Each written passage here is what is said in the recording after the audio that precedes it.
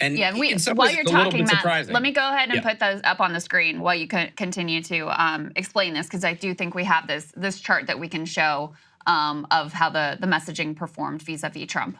Totally.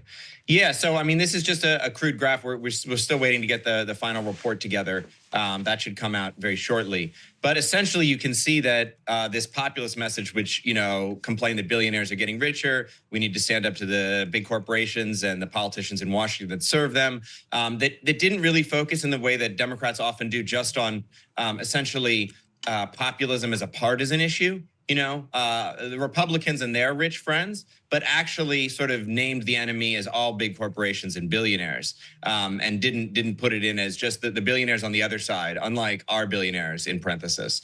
And that message really outperformed every other one in the bag. And the second strongest message was the one that said expand Medicare, add paid leave and affordable childcare, stop price gouging, stop offshoring.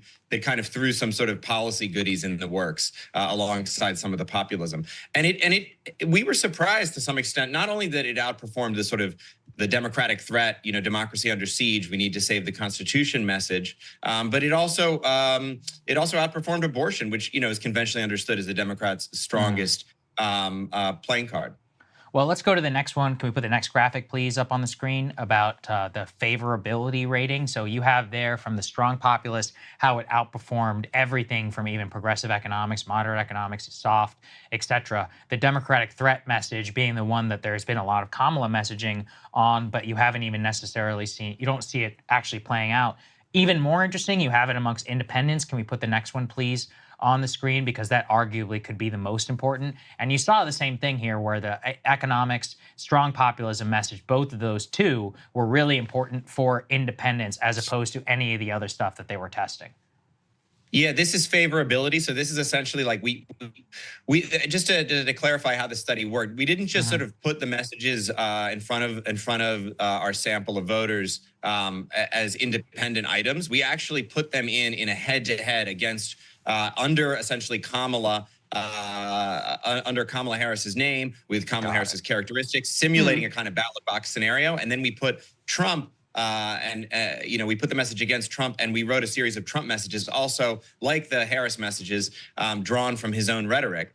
And so we have not just how much do they like the message, which you saw there, and you can see that Pennsylvania voters, especially the independent voters, were drawn toward the populist and the progressive messages, but they actually outperformed the Trump messages. So with independents, the populism message beat the Trump message by 8 points. The abortion message only won by 3, and the democracy message lost by 1. That's with overall voters. With independents, which is a tougher crowd, the populist and progressive economic messages won by about 3. And the abortion and democracy messages actually lost to Trump messages by 6 and by 8 or 9 points. So with that real swing voter demographic, we saw significant splits, the difference between winning and losing. Let's take a look also at G4. This is how blue collar voters respond to these various messages. Again, I mean, it's kind of a similar landscape, only here the strong populism comes first, but then the moderate economic message, the whole opportunity economy framing, which I kind of hate, but they apparently like pretty well. That lands second, progressive economics land third. Put G5 on the screen also, because this looks at non-college educated workers. So blue collar workers was the last one. These are workers who have a high school degree or less. Strong populism wins, then progressive economics, then moderate economics. I have to tell you, Matt, the thing that makes me most skeptical of these results is just how closely it hews to my own preferred view of the world. So I have to sort of check myself.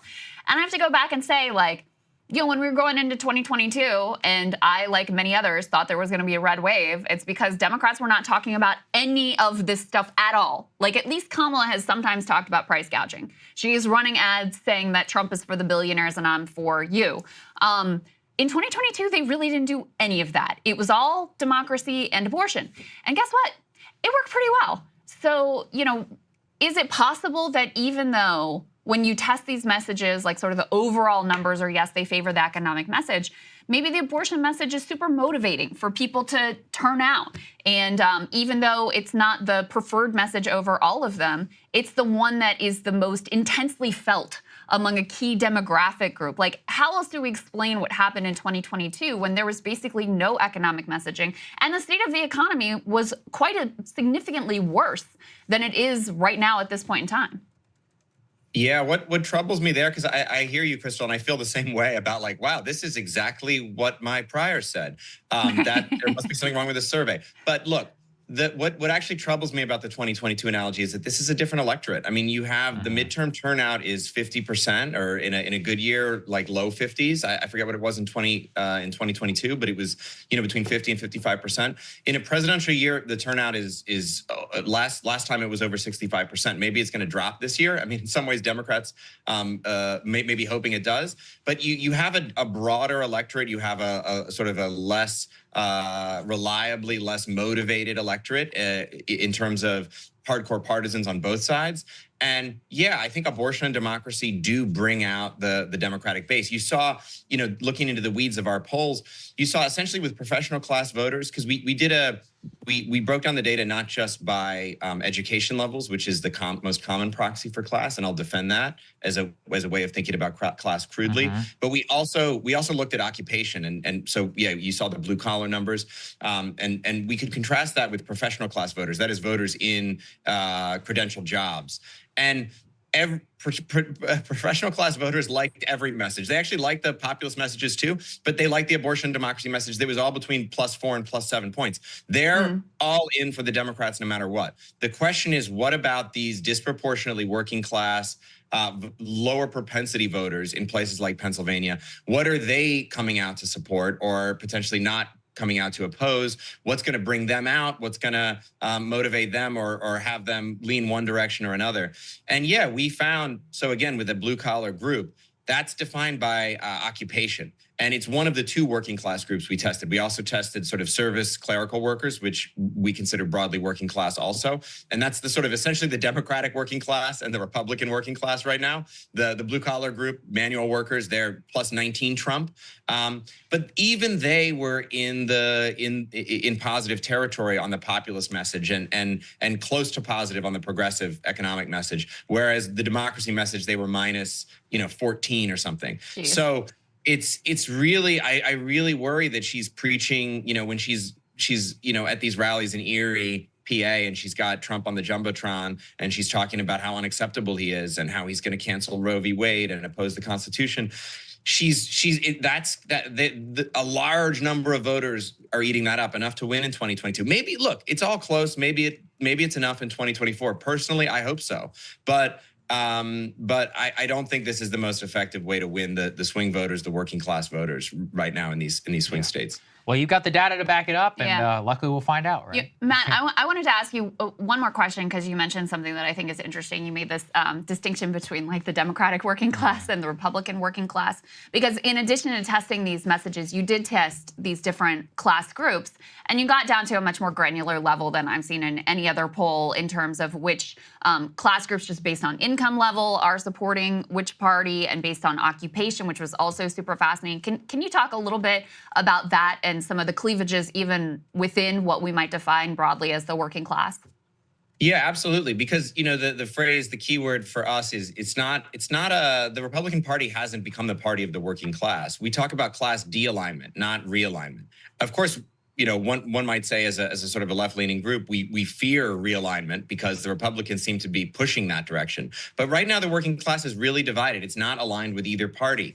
And one cleavage, some of the cleavages are around, lines of gender, in some cases race. But, a really vivid cleavage is in occupational category. So blue collar, that is manual workers, truck drivers, manufacturers, generally, this is according to sociologists, people who work with their hands.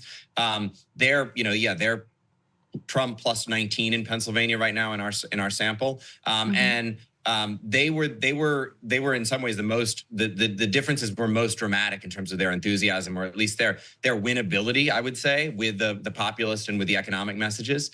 Whereas the service workers, that's another large portion of the working class. Actually, numerically, it's a bit larger, and it's not as dramatically pro-democratic as the blue collar workers. It's in our sample, it was Harris +6, but it's a broadly Democratic leaning working class group. These are everything from from clerical workers to cashiers to other